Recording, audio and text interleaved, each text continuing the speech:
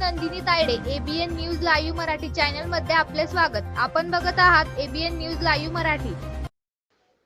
दीपनगर येथे 4 मे 2026 पासून कंत्राटी कामगारांच्या न्याय हक्काकरिता निळे निशाण कामगार संघाचे बेमुदत ठिय्या आंदोलन।